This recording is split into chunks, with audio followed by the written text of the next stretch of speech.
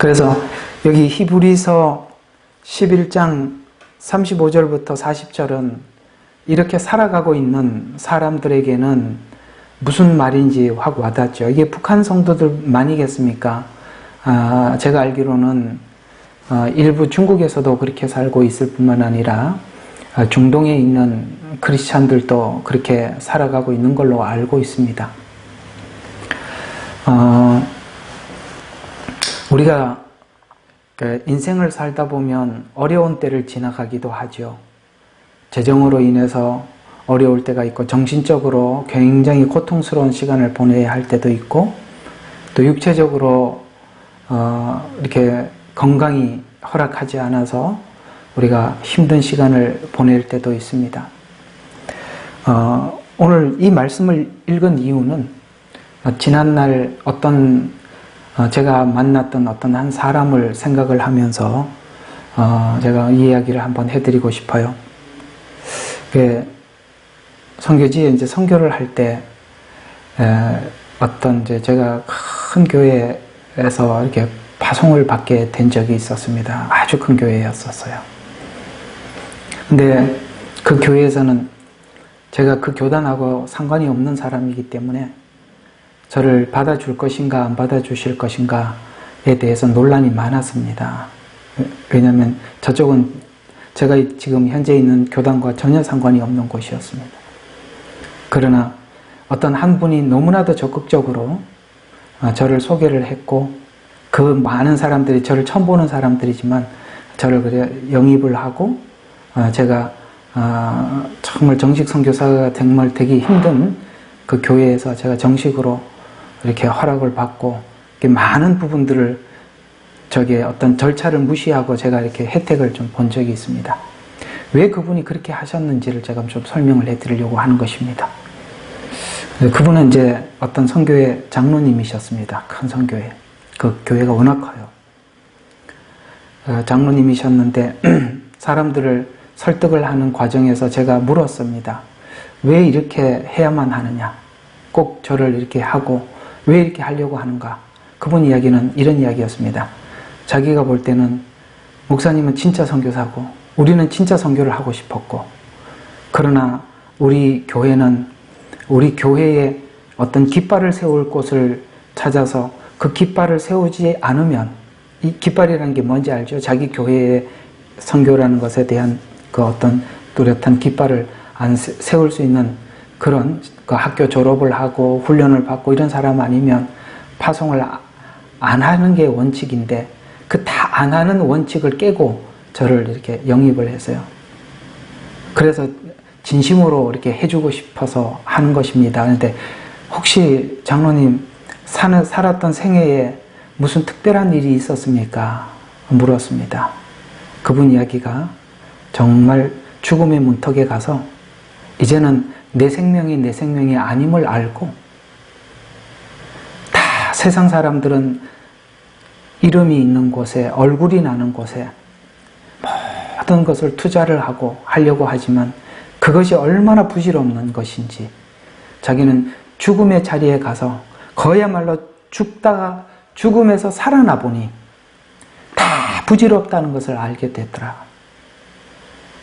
그래서 사람들이 아직 그 자리를 안 가보니까 아직도 그게 뭔지 모르니까 자기 주장이 강하지만 우리가 거기 가보면 다 내려놓게 되더라.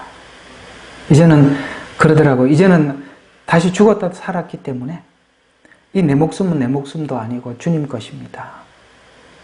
저는 그런 사람들의 이익에 따라 움직이는 것이 아니라 하나님이 기뻐하는 일을 하다가 하나님 앞에 인정받고 그렇게 살다 가기로 굳게 마음을 먹었습니다. 그래서 어쨌든 저는 참 거기 도움도 많이 받고 그 학교가 제가 학교를 운영하고 있었는데 학교가 모든 면에서 참 혜택을 받고 안정이 되었던 적이 있습니다. 누구는 꼭 그 자리를 갔다 와야 그걸 아는 분들이 있는가 하면 굳이 그 자리를 갔다 오지 않더라도 우리가 크고 작은 우리 인생 속에 있었던 많은 일들이 이 세상에 내 얼굴을 내고 명예를 내고 이름을 내는 게 얼마나 부질없고, 이름 누가 불러주고 누구 수고했습니다 박수 한번 쳐주면 그것처럼 허전한 게 없잖아요. 저는 그게 가장 허전해 보여요. 박수치고 끝날 일이라면 왜 했습니까? 하나님이 아셔야죠. 사람들인데 박수 받고 난 뒤에 우리가 남은 게 뭐가 있겠어요? 오늘 여기에 이런, 보세요. 정말 엄청난 일들을 겪으면서도 믿음을 지키고 살아가고 있잖아요. 그렇죠? 잔혹한 조롱, 채찍, 시련, 결박, 옥에 갇힘, 돌로에 맞고 톱에 켜지고 칼에 살해되고 유리하고 궁핍과 고난과 학대를 받고, 근데 그걸 왜 그렇게 살았냐면 그들은 알고 있었다는 거예요. 38절에 세상은 그들이 살만한 데가 못 되었으므로. 그죠? 우리가 그런 걸 겪고 나면 정말 주님 보고 싶은 마음밖에 안 생기잖아요. 주님 얼굴 보고 싶고, 아이고 한 며칠 그것도 아픈 것도 아픈 거라고 정말 주님 보고 싶더라고요. 만나고 싶더라고요. 그건 제 개인 이기적인 생각입니다. 아, 정말 주님 만나고 싶구나. 하나님께서 이렇게 마지막까지 참 육신이 고통스럽게 하루하루를 시간을 보내면서 참 이게 오늘 하루가 어떻게 언제 해가 저무나 하고, 그 계속 하루 종일 아픈 사람들은 그 삶이 얼마나 힘들겠나 그런 생각도 하고, 하여튼 저는 이게 하나님 종들이라는 게 그래요. 하나님 종은 성도들에게 설교를 하게 하려고, 그러니까 그걸 우리가 몸소 겪어야 할 때가 참 많이 있어요. 몸소 겪어야, 아이고 아파요, 아이고 힘들어요, 이런 말들을 그냥 흘리는 이야기로 듣지 않고 이게 마음으로 듣고 거기서 설교를 찾아내서 위로하고 격려하고 그렇게 하려면, 실제 본인이 그걸 겪지 않으면 다 겉으로 하는 말밖에 되질 않잖아요. 그렇죠? 그래서 하나님 그걸 쭉 겪게 하는데, 우리가 이런 거 하면서도 이 38절이 참 귀한 말씀 같아요. 세상은 그들이 살만한 데가 못 되었으므로 그들은 광야과 산속과 동굴과 토굴에서 유리했다. 12장 1절에 보니까 이런 사람들이, 여기 기록된 사람 말고 구름 같은 증인들이 또한 우리를 둘러싸고 있으니, 이렇게 이야기하고 있습니다. 그죠? 이 사람들만 이겠느냐? 이런 사람들이, 여러분, 이 기독교 교회사 속에 얼마나 많았겠어요? 그러면서 우리에게 이런 부탁을 하고 있어요. 1절까지만 한번 보죠. 12장 1절. 우리 또한 모든 무거운 것과 에워싸는 죄를 벗어버리고, 그러니까 그거 죄의 짐 달고 살지 마라. 일시적으로 편안하자고. 아시겠어요? 평안을 얻기 위해서 타협하지 말고 가라. 무거운 거, 죄, 이런 거, 그거 거추장스럽지 않냐? 벗어버리고 우리 앞에 있는 경주, 왜 이렇게 달려가야 합니까? 사실은 우리에게 시간이 아깝잖아요. 그죠? 우리 1년 금방 가고 나이 금방 먹습니다. 저도 이렇게 나이를 쭉 생각하니까 50대 들어가니까 내가 벌써 50대인가 그랬더니 이제 60대가 들어왔어요. 옛날에 까마득하게 보이던 육자가 이제 제가 진입을 했습니다. 그러니 시간을 되돌아보면 어떻게 이렇게 시간이 빨리 왔나 싶은 생각이 들 정도로 시간은 그렇게 빨리 가더라고요. 그러니까 우리는 달려야 해요. 달려야 하는데 항상 이 달리는데 누가 주머니에다가 뭘 휴대폰 집어넣고 지갑 넣고 그 다음에 뭐 이것도 필요하네 저것도 필요하네 그래갖고 줄줄이 달고 손에 들고 이렇게 뛰는 사람이 세상에 어디 있습니까? 그거 다 벗어버리라는 거예요. 그러니까 우리가 경주하는데, 앞으로 나가는데 항상 방해가 되는 것은 죄 문제니까. 그래서 무거운 것, 그 다음에 무거운 것, 애워싸는 죄, 이런 것을 벗어버리고 우리 앞에 놓인 경주를 경주하자. 아멘. 여러분, 우리 다시 한번 좀 힘을 내셔서 우리가 달려왔던 것으로 만족하지 마시고 남은 꼬린 지점을 향해서 우리가 좀 더 힘을 내서 달려가기를 주의 이름으로 축원하고 부탁을 드려봅니다. 아셨죠? 예. 이러다가 오늘 본문에 들어가지 못할라. 그래서 여기서 마치려고 합니다. 우리 요한계시록 20장으로 들어가겠습니다. 자, 20장 1절부터 4절부터 6절 여기까지만 보도록 하겠습니다. 다 같이 시작.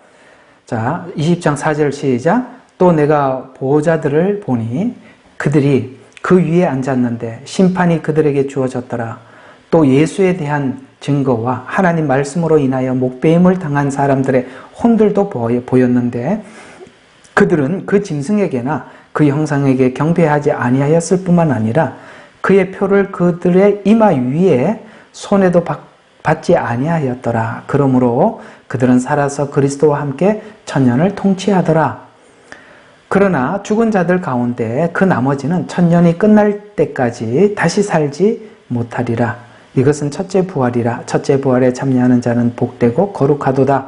둘째 사망이 그들을 다스릴 권세가 없고 오히려 그들이 하나님과 그리스도의 제사장들이 되어 천년 동안 그와 함께 통치하리라. 부활은 여러분들과 함께 오랜 시간, 한 몇 시간 꽤 한 것 같아요. 그래서 더 깊게 하지는 않고 그냥 간략하게 짚어만 들어가도록 하겠습니다. 자, 여러분, 우리가 다음 맞이할 시간은 7년 환란이고 그 다음은 천년 왕국이고 그 다음에 영원한 하나님 나라. 이 순서가 그렇게 성경은 우리에게 하나님께서 주권적으로 준비하고 계신다라고 성경 곳곳에서 말씀하고 있죠.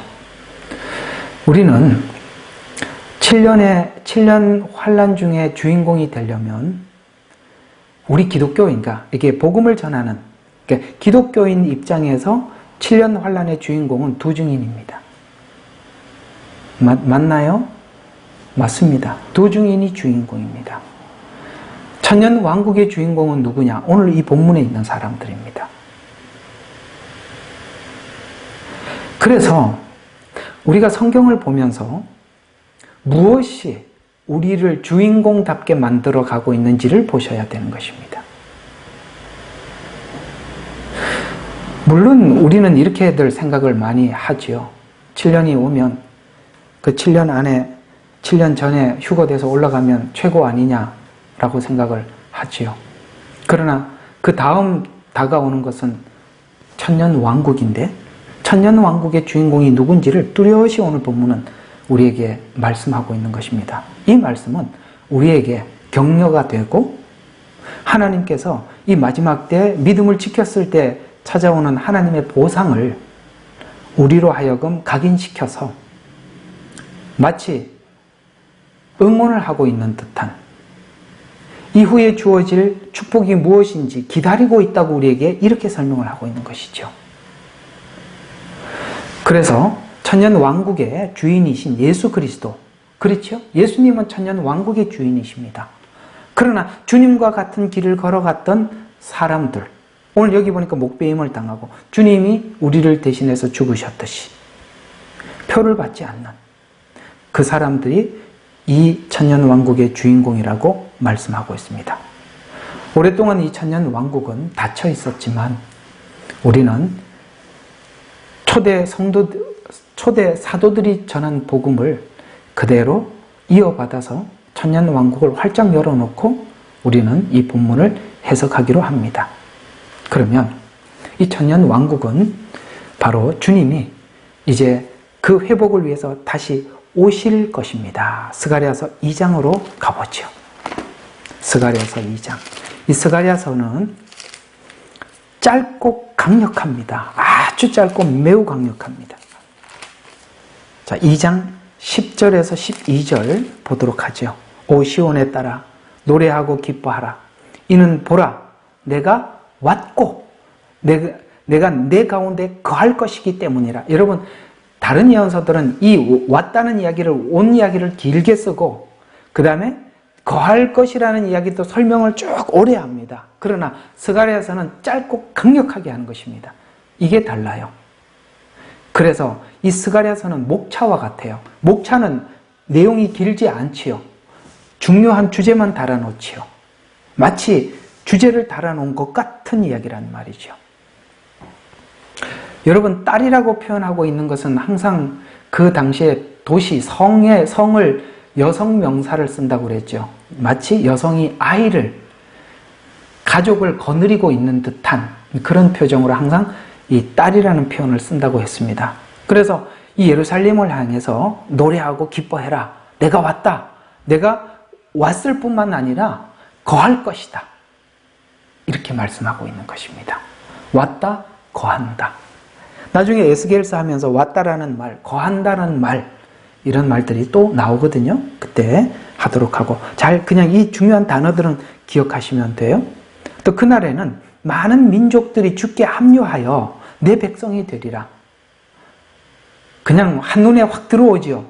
그러니까 여러분들이 다른 이야기 다른 데서 많이 들어왔었기 때문에 이 말들이 그냥 눈에 확 들어오는 거예요. 어떻게 합류가 하는지, 어떻게 합류하는지, 어떻게 하나님의 백성이 되는지, 이 접붙임을 받은 이야기들 아닙니까? 그렇죠? 그러면 내가 내 가운데 거하리니, 자, 아까 거할 것이기 때문이라 거하리니 너는 만군의 주께서 나를 내게 보내신 것을 알리라. 주께서 거룩한 땅에서 유다에게 그의 몫을 유업으로 주실 것이며 예루살렘을 뭐라고요? 다시 택하리라. 다시 택하리라. 아멘. 이게 뭐예요? 지금 성전이 무너져 있죠. 이 땅에 있는 성전은 세워놓으면 무너지고 세워놓으면 무너졌었습니다. 그러나 예수님께서는 하나님께서는 하늘에서 예루살렘 성전을 준비해서 지상으로 쭉 내려오죠. 그래서 뭐예요? 예루살렘을 다시 택하는데 이 성은 사람이 지은 것이 아니라 하나님께서 준비해서 오시는 것입니다. 그래서 오 육체들아, 모든 육체들아, 주 앞에서 잠잠하라. 이는 그가 거룩한 처소에서 일어섬이니라. 아멘.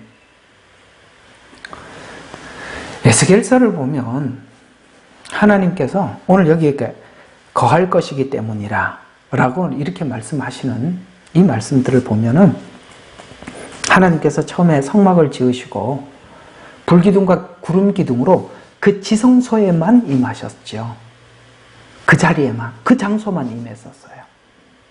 그랬던 하나님께서 이제 그 성전이 고정, 사람들이 이렇게 메고, 법궤를 메고 가고, 거기 하나님께서 거기다 여기다가 안착해라 그러면은 다시 이렇게 성막을 다시 세우고, 그러면 또 불기둥과 구름기둥이 계속 이 법궤 위에 머물잖아요. 그렇게 제한적으로 머물잖아요. 그랬던 그것이 에스겔서에 보니까 바퀴가 있고 날개가 있어서 바벨론으로 갔어요. 바벨론에 갔더니 바벨론에서 하나님 되심을 증거해버렸어요. 누구를 통해서 증거하더라? 하나님의 계명을 지키는 자, 하나님의 말씀을 지키는 자들을 통해서 하나님 되심을 거기서 증거하시더라. 그래서 하나님은 이스라엘에만 고정되어 있는 분이 아니라 바벨론이라는 이방 가운데서도 역사하시는 하나님이시구나라는 그 고정관념이 깨지죠. 그 다음 깨지는 고정관념이 뭐냐? 다시 그게 하나님의 성전이 이제 에스겔을 보면은 다시 예루살렘으로 돌아와요. 우리는 좀 이따 이제 나중에 이제 곧 그 얘기 해드릴 거예요. 강의하면서. 돌아와요. 그리고 난 뒤에 어떻게 다시 바뀌게 예수님 십자가 이후에 사람들의 마음을 성전 삼아서 우리 속에 들어와 계시죠. 지금은. 그래서 옛날에는 한 지점에 머물렀던 하나님께서 각 사람의 심령 안에 하나님의 성령이 전이 되셔서 임재하고 계시죠. 이 임재가 이제는 천년 왕국을 통해서 온 세상의 통치로 나타나는 것입니다. 확장되고 있다는 걸 느끼지요? 그리고 난 이후에 어떻게 달라지느냐? 새하늘과 새 땅은 하나님의 나라가 돼서 완벽한 통치가 이루어지시는 것입니다. 그래서 예루살렘을 다시 택하리라 라고 분명히 말씀하셔서 예루살렘은 하나님께서 택하시고 들어오셔서 거하시는 천년 왕국에 그렇게 할 것이라고 스가랴서 2장이 예언을 하고 있는 것입니다. 거할 것이다. 다시 택할 것이다.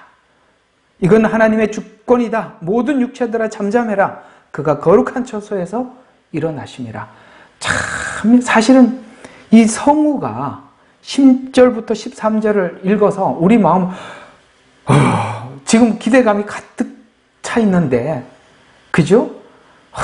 막 우리가 이게 소원 아닙니까? 그죠? 이 날을 보는 것이 이 날이 우리 앞에 왔을 때 그 얼마나 우리 마음이 벅차겠어요. 스가랴서 8절과 오신다 그랬습니다. 오신다 그랬으니까 자 어떻게 오시느냐? 스가랴서 8장 3절과 8절입니다. 8장 3절과 8절. 자, 주가 이같이 말하노라. 내가 시온으로 돌아와서 아까 돌아온다고 했죠? 그래서 돌아와서 예루살렘을 택하여서 돌아와서 예루살렘 가운데 거하리라. 예루살렘은 진리의 성읍이라 불리겠고 이게 이제 천년 왕국에 그렇게 된다. 오셔서 거하시는데 진리의 성읍이라 불리겠고 만군의 주에 사는 거룩한 산이라 불리리라. 만군의 주가 이같이 말하노라. 예루살렘 거리들은 여전히 늙은 사람들과 늙은 여자들이 살 것이며 육체로 들어가는 사람이 있다고 그랬죠? 그래서 늙은이라는 말이 나온 겁니다. 살 것이며 사람마다 나이 많음으로 인하여 손에 지팡이를 잡을 것이라. 그렇죠? 700, 800 이렇게 살아가니까요. 나이가. 그 다음에 성읍의 거리들은 거리에서 뛰노는 소년과 소녀들로 가득 찰 것이라. 만군의 주가 이같이 말하노라. 그것이 이 날에 이 백성의 남은 자들의 눈에는 놀랍겠으나 그 일이 내 눈에도 놀랍겠느냐?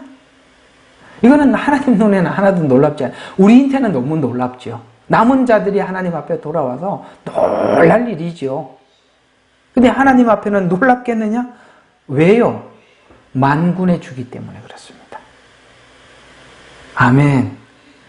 주님은 말씀하시고 성취하시고 그 앞에 있는 모든 장애물을 다 해결하시고 완성하시는 하나님이십니다. 우리가 결국 하나님을 믿습니다라는 이 신앙 고백 안에는 우리가 하나님의 전능하심을 믿는 것이죠. 하나님의 전능하심을 우리가 믿는 것입니다. 그런 것처럼 만군의 주가 내 눈에도 놀랍겠느냐? 만군의 주가 이같이 말하노라. 보라, 내가 내 백성 동쪽 지방과 서쪽 지방으로부터 구원하리니 또 내가 그들을 데려오리니 그들이 예루살렘 가운데 거하리라. 아까 얘기했던 2장에 말했던 그대로 그죠? 거하리라. 그들은 나의 백성이 되고 나는 진리의 안에서 그들의 하나님이 되리라. 공의로 통치하시는 나라 천년 왕국을 이렇게 소개하고 있어요. 사실은 구약 성경 내내 7년 안에 있을 하나님께서 유대인들에게 행할 일과 천년 왕국에 대해서 이해를 못하면 구약 예언서는 절대 열리질 않아요. 열리지 않습니다. 자, 에스겔서 39장 23절과 29절도 그렇고, 요거는 이제 우리가 했던 거니까 지나가고 60장 이사야서로 한번 가보죠. 이사야서에서도 60장, 61장, 62장 전부가 이 천년왕국에 대한 예언이거든요. 자, 이사야서 60장에서부터 중요한 부분만 제가 좀 해드릴 테니까 그 곳만 좀 봐주시면 되겠어요. 60장 일어나라 빛을 비추라. 이는 내 빛이 왔고 주의 영광이 내 위에 솟았음이라. 이 천년왕국 때 예수님께서 주인 되심을 이렇게 표현하는 것입니다. 그러니까 일어나라 빛을 발하라. 설교 많이 들으셨죠? 근데 이거는 천년왕국을 설명하는 이야기예요. 물론 여러분들이 설교 잘못 들었다는 이야기가 아니에요. 그러나 원래 이야기는 그 얘기라 이 말이에요. 보라 어두움이 땅을 덮으리니 이제 천년왕국 오기 전에 있을 7년 환란을 이렇게 표현하는 겁니다. 어두움이 땅을 덮으리니 심한 어두움이 백성을 덮으리라. 그러나 주가 내 위에 일어날 것이요 그의 영광이 내 위에 나타나리라. 이스라엘의 하나님이 나타난다 이 말이에요. 이방인들이 내 빛으로 올 것이요. 천년왕국 때 그렇죠? 이방인들이 올 것입니다. 또 왕들도 너의 솟아나는 광명으로 오리라. 왕들이 하나님 앞에 예배하러 온다 이 말입니다. 내 눈을 들고 사면을 보라. 그들이 모두 다 함께 모여 그들이 내게로 오니 내 아들들은 먼 곳으로 올 것이며 내 딸들은 내 곁에 안길 것이라. 그때 내가 보고 함께 휩쓸려 내 마음이 어두워지고 커지리니 이는 바다의 풍성함이 내게로 전향될 것이요. 자, 요게 킹제임스 성경으로 보면 이게 상당히 애매해요. 그래서 제가 어떤 부분이 조금 애매하면 원어로 들어가기도 하는데 성경이 어디가 내가 보는 여기에 직역 성경이라는 게 있어요. 직역 성경. 제가 이제 성경 종류가 많이 있어요. 그래서 조금 애매하면은 이 성경 저 성경에 있는 내용들을 다시 이렇게 이쪽은 뭐라고 표현했나 이렇게 보고 또 원어는 뭐라고 표현했냐. 이게 원어를 풀 때도 어떤 사람들이 개역 개정이나 이런 성경을 가지고 원어를 푸는 사람들은 또 원어가 또 틀려요. 그래서 이 직역 성경은 앞뒤 구어체를 쓰지 않고 이렇게 우리가 편하게 읽기 쉬운 이런 글을 쓰는 게 아니라 그냥 되게 딱딱해. 언어가. 그러나 그 원어를 그대로 그냥 써버리는 거예요. 그래서 직역 성경을 보면 이방인의 군대가 내게로 올 것임이라. 여기 군대가 아니라 직역 성경에는 이렇게 표현되어 있더라고요. 나라 재물이 내게로 올 것이라. 군대가 아니라. 군대라고 하면은 벌써 이게 지금까지 평화를 쭉 이야기하다가 갑자기 전쟁으로 넘어가잖아요. 군대. 근데 이게 군대가 아니라 재물이 내게 올 것이다. 제가 옛날에는 분명히 이걸 재물로 봤었는데 이걸 킹제임스가 이거를 군대라고 적어서 이거 애매하다 싶어서 찾아냈던 거예요. 전에 봤던 단어하고 다르다 싶어서 봤어요. 그래서 어떤 성경이 조금 여러분들이 그게 좀 뭐해 보이면 가장 그래도 원어와 접근해서 번역한 성경들을 한 두세 권, 그래서 저는 좀 애매하면 이렇게 여러 권을 같이 이렇게 보고 비교를 많이 합니다. 신약 성경은 저희 교인들은 거의 다, 지금 오신 분들은 안 갖고 계시지만, 지난, 이렇게 오래되신 분들은 유대인 메시아닉 성경이라고 있어요. 유대인 신약 성경이라고. 이런 브레드 TV의 김종철 감독, 이렇게 구약은 번역을 못했는데 신약은 번역을 해놨어요. 메시아닉들이 쓰는 언어로 그래 번역한 그런 것들도 도움이 많이 돼요. 아셨죠? 그래서 성경이 이렇게 조금 읽고 이게 조금 그렇다 싶으면 여러분들이 좀 그런 성경들도 좀 가지고 계시다가 비교를 해보고 좀 더 깊이 단어를 확장하고 그 다음에 내용을 정확하게 이렇게 이해하도록 그렇게 애쓰십시오. 여러분 또 그래 들으면서 나 뭐 설교하는 사람도 아닌데 목사님 그냥 가르치는 대로 하면 되지 그래도 좋고요. 그러나 여러분들이 되게 좀 애매하면 그런 방법을 꼭 쓰시라. 아시겠죠? 그게 나쁜 건 아니에요. 예. 자, 60장에 그렇게 이야기해 했지요. 근데 또 61장도 똑같은 이야기를 이어가고 있어요. 61장 앞부분만 좀 봐봐요. 주의 영이 내게 임하였으니 이는 주께서 내게 기름을 부으사 온유한 자에게 기쁨의 복음을 전파하시는. 여러분 요거 포로된 자에게 뭐 이거 어디서 나온 거예요? 예, 복음서에서 나온 거잖아요. 예수님 오셨을 때 초림에 대한 이야기예요. 그러니까 61장 1절부터 2절은 다 뭡니까?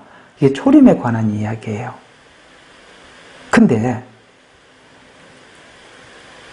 3절부터는 1, 2절은 초림을 이야기하다가 3절부터는 이야기가 자 시온에서 슬퍼하는 자들을 정하여 그들에게 재 대신 아름다움을 슬픔 대신 기쁨을 무거운 영 대신 찬양의 의복을 주어 그들로 주의 심으신 의의 나무라 불리게 하여 주께서 영광을 받으시려는 것이라. 그들은 오래 황폐하였던 것을 세울 것이며 벌써 확 분위기가 달라. 이제 막 구분이 되지요. 그러니까 1, 2절은 어디가 포커스가 맞춰져 있죠? 초림. 근데 3절부터 보니까 재림. 근데 여러분 성경을 보면은 3절의 앞에 제목을 뭐라고 달아놨어요? 이스라엘의 회복이라고 나와 있잖아요. 그럼 이스라엘의 회복이 언제 된다 그랬죠? 계속 제가 말씀을 드리고 있는 것은 이스라엘 회복은 언제죠? 7년이라는 시간을 통해서 이스라엘의 회복이 주안점이 있다 그랬지 않습니까? 그렇게 보고 나니까 이게 막 풀리죠. 그들이 오래 황폐했던 것을 세울 것이고 황폐했단 말이에요. 그렇죠. 긴 시간 나라를 떠나서 황폐했던 것을 세울 것이며 전날에 허물어진 것을 일으키고 또 황폐한 성읍들과 많은 세대들의 허물어진 것을 보수할 것이다. 타국인들이 일어나 너희 양떼를 먹일 것이요 외국인 아이들이 경작지에 포도원을 가꾸는 사람이 되리라. 그러나 너희는 주의 제사장이라 불릴 것이요 사람들이 너희를 우리의 일꾼이라 부를 것이라. 너희가 이방인들의 제물을 먹을 것이며 그들의 영광으로 너희가 너희 스스로 자랑하리라. 이게 다 또 이렇게 쭉 하면서 11절을 보세요.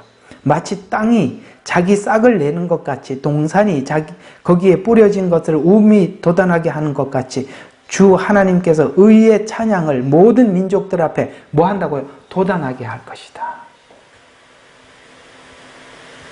그러니까 사실 이스라엘 백성들 입장에서 보면 초림과 재림을 막 섞어서 이야기를 해놨기 때문에 이게 구분이 잘 안 돼요. 특별히 유대인들은 이사야서가 굉장히 어려워요. 초림을 알고 나면 다 열릴 텐데 초림을 부인하기 때문에 이사야서가 닫히는 거예요. 특별히 61장 1, 2절 같은 거 이게 지금 초림을 이야기하는데 이들은 재림 때 이런 일이 일어나겠죠? 그러나 이 일은 이미 일어났던 일들이죠. 하나님의 영이 임한다는 건 사도행전의 1장 2장에 뭡니까? 성령이 마가의 다락방에 임했던 사건을 이야기하는 거예요. 그래서 하나님의 영이 내게 임하였으니 이는 주께서 내게 기름 부으사 온유한 자에게 기쁜 소식을 전파하게 하려 하며 그가 보내시면 상한 자들 포로된 자 이렇게 쭉 해. 그런데 이제 여기 보면 은혜의 해를 선포하고라고 말하고 있는 이 은혜의 해는 레위기 25장 8절과 17절에 보게 되면 바로 이스라엘 백성들에게 그 모든 포로된 자들에게 자유를 주는 70년이 되면 은혜의 해가 돼서 지금까지 포로가 잡혀 있거나 감옥에 갇힌 사람들에게 다 그냥 해방의 자유를 주는 해가 있단 말이에요.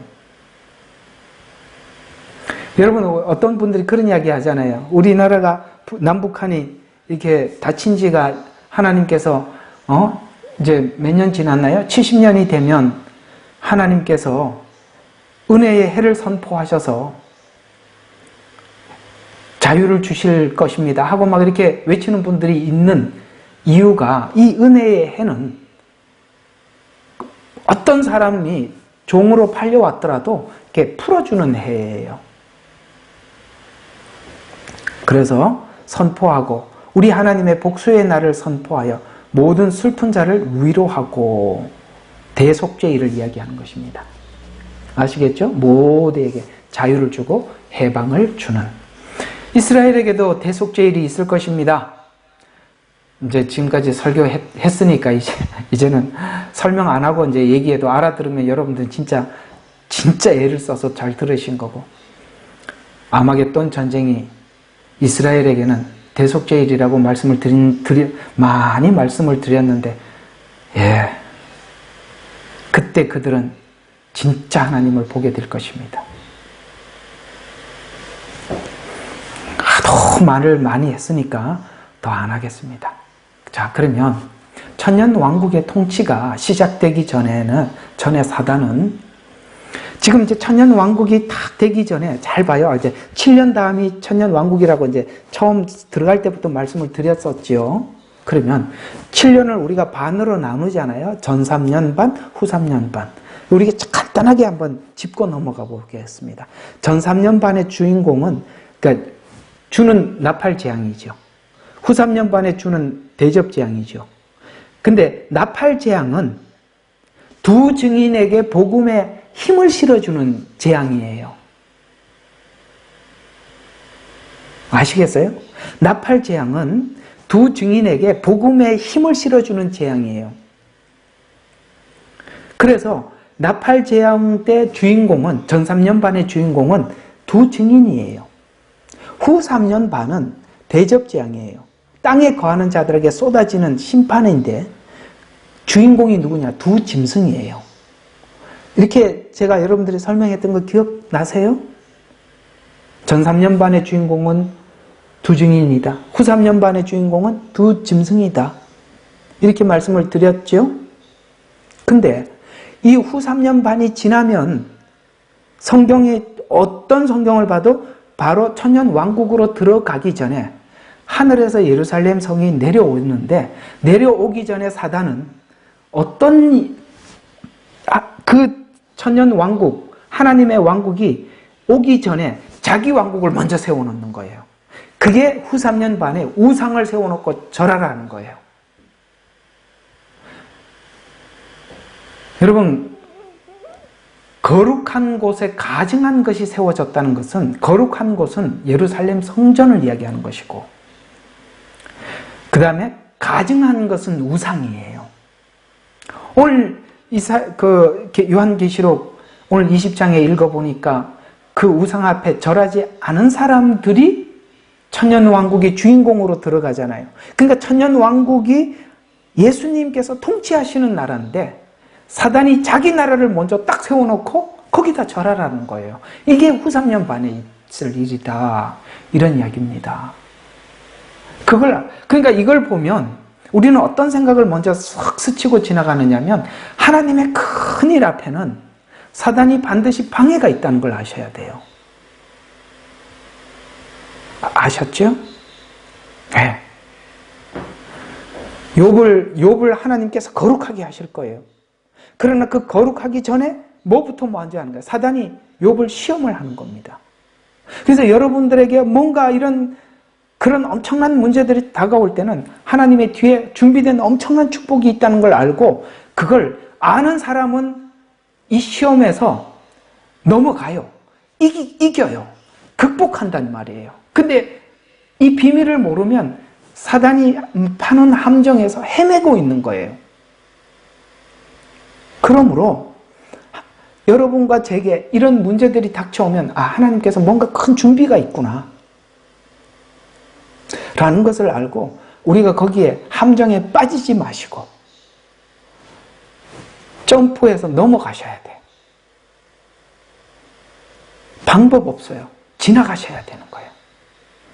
우리가 전진을 멈추게 하려고 하는 거니까 가시면 돼.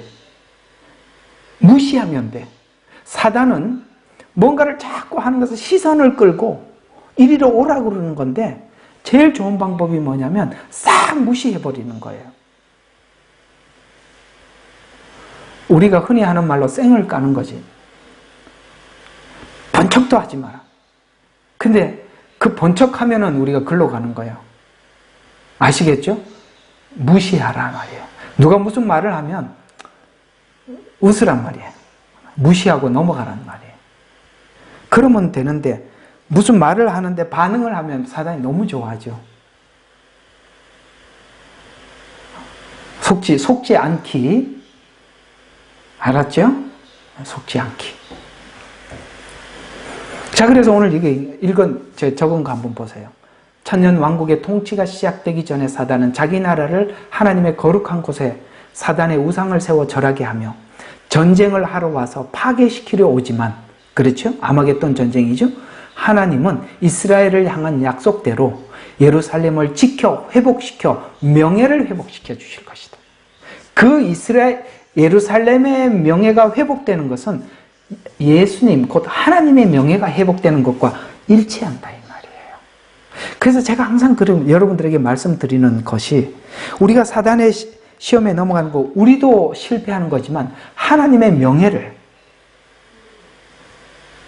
우리가 실추시키는 거예요. 우리 다 욥이 되셔서 하나님의 명예를 지고 이깁시다. 자, 그러나 하나님은 이 약속을 끝까지 신실하게 지킬 것입니다. 아까 이제 데려오고 모으고 거기에 남기지 아니하리라. 요거는 좀 볼 필요가 있어요. 아까 이제 에스겔서 좀 지나갔지만 에스겔서 39장 요거는 봐야 될 내용입니다. 39장 25절에서 29절 한번 봅시다. 39장 25절에서 29절입니다. 그러므로 주 하나님이 이같이 말하노라. 이제 내가 다시 야곱의 사로잡힌 자를 데려오고 이스라엘의 온 집에 자비를 베풀 것이며 나의 거룩한 이름을 위하여 질투하리라.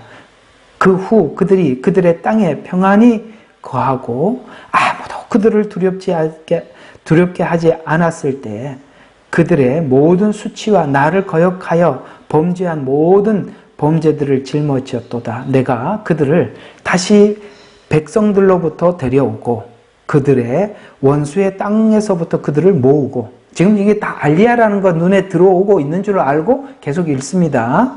모으고 내가 많은 민족들의 목전에서 그들로 인하여 거룩하게 되었을 때 내가 그들을 이방 가운데 사로잡혀 가게 하였으나, 흩어진 이유가 하나님이 하셨다니까, 내가 했다라고 말씀하고 있죠. 하였으나 내가 그들을 본토로 모았으며, 자 뒤에 잘 보셔요. 그들 중 아무도 더 이상 거기에 남기지 아니하였으며, 알리야는 대충 하다가 끝나는 게 아니라는 거예요. 뭐라고 이야기하고 있죠? 그들 중 아무도 더 이상 거기에 남기지 아니하였으니 그들이 나를 그들의 하나님인 줄 알리라.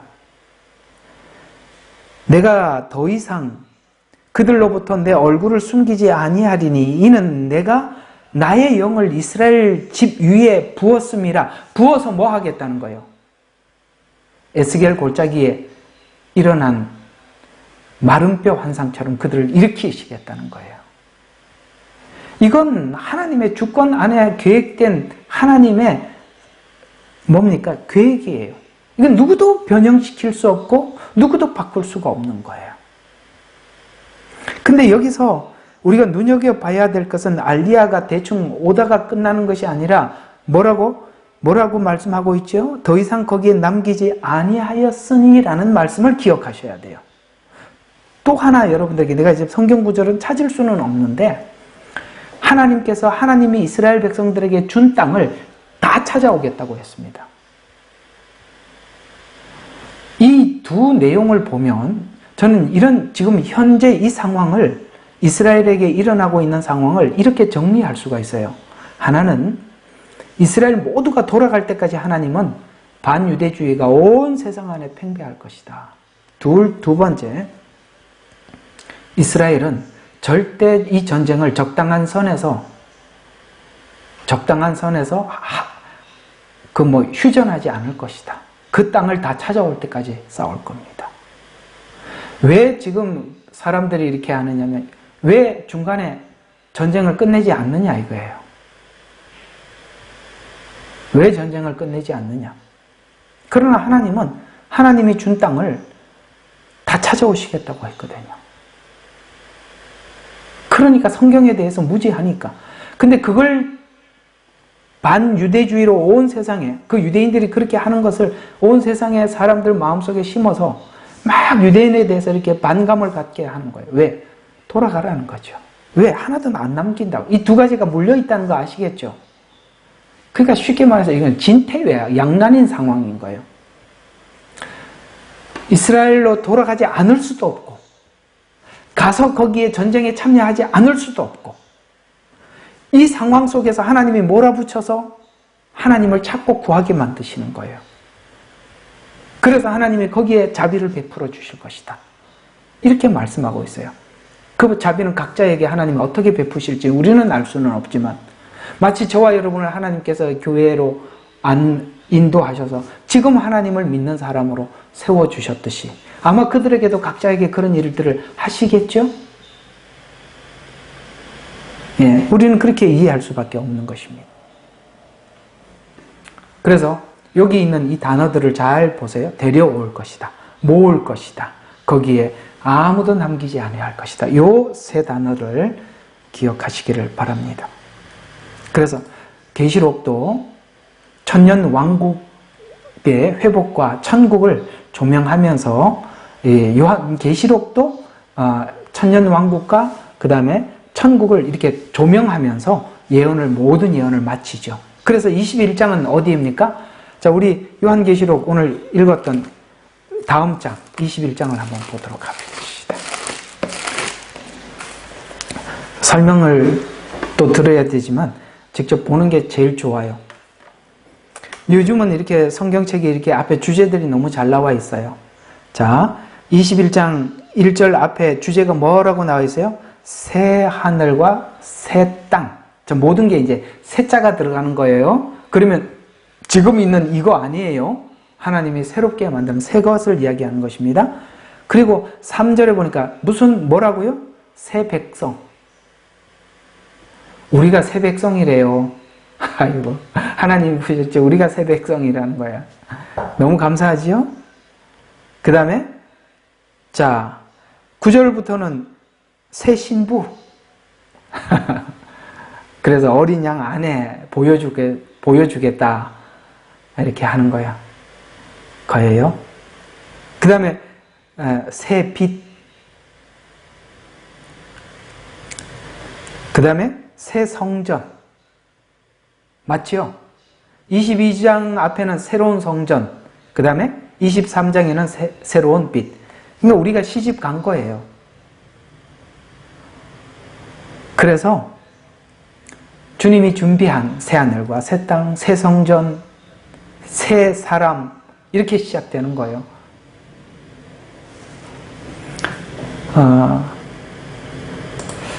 오늘 이 내용을 준비하다가 자꾸 하나님이 어떤 성경 구절을 하나를 자꾸 떠올려서 그것 하나 더 보고 마치도록 합시다.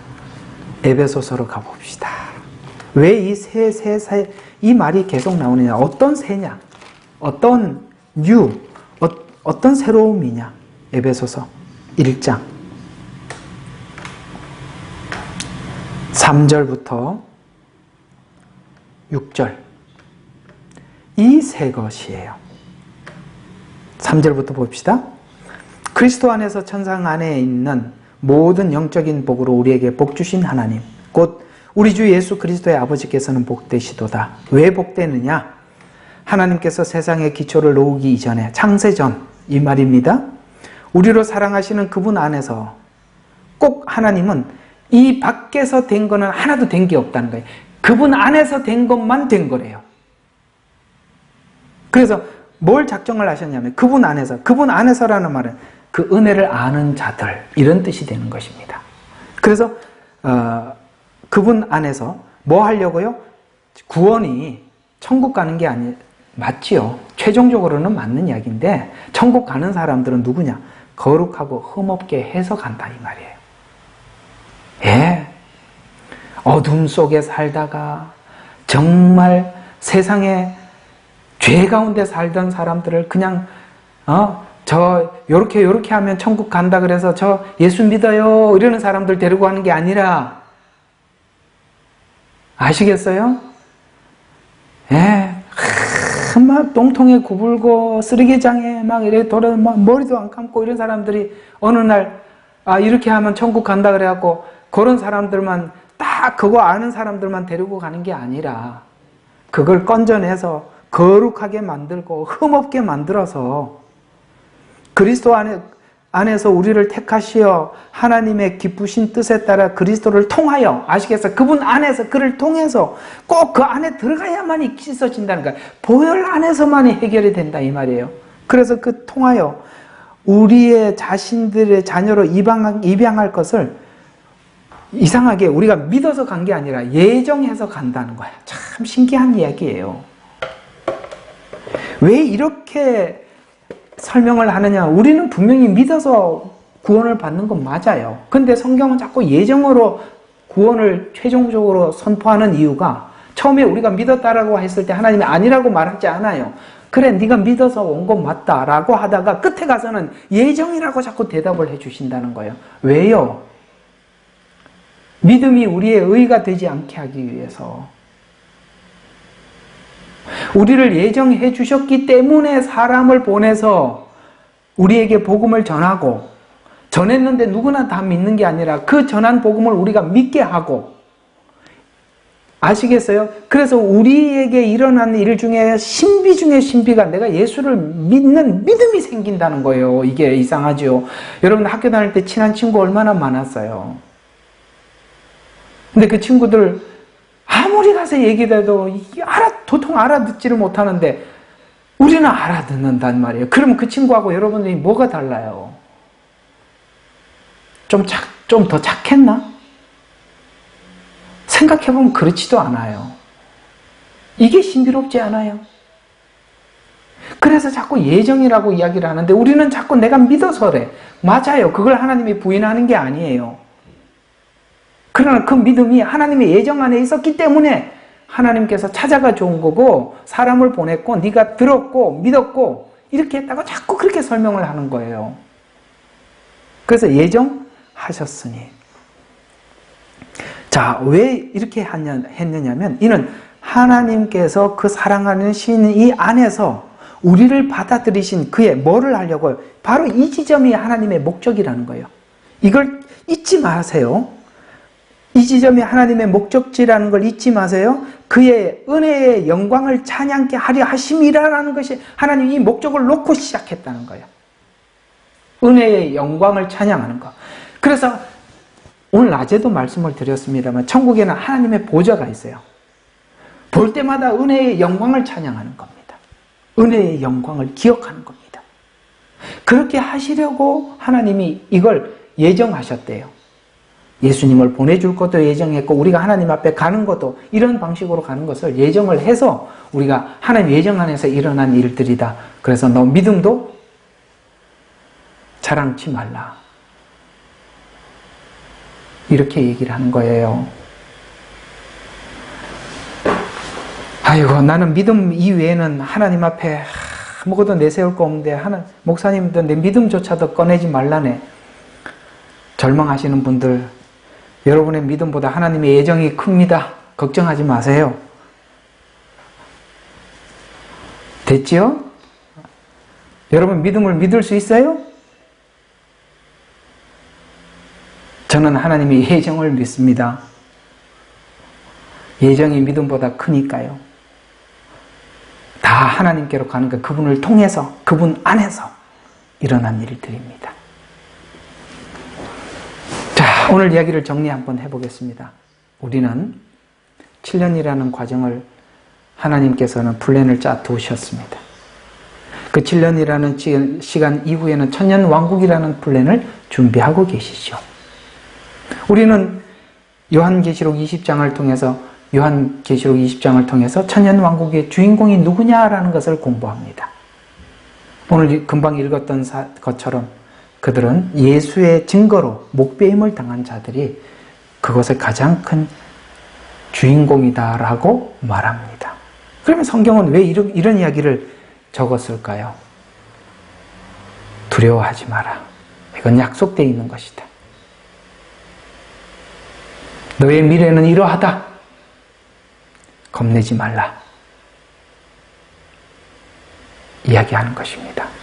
우리의 피난처는 바로 그래서 주 예수 그리스도 안에 있는 것입니다. 자, 오늘 들은 말씀을 기억하면서 우리 같이 한번 기도하도록 하겠습니다. 우리 같이 한번 기도하도록 해요.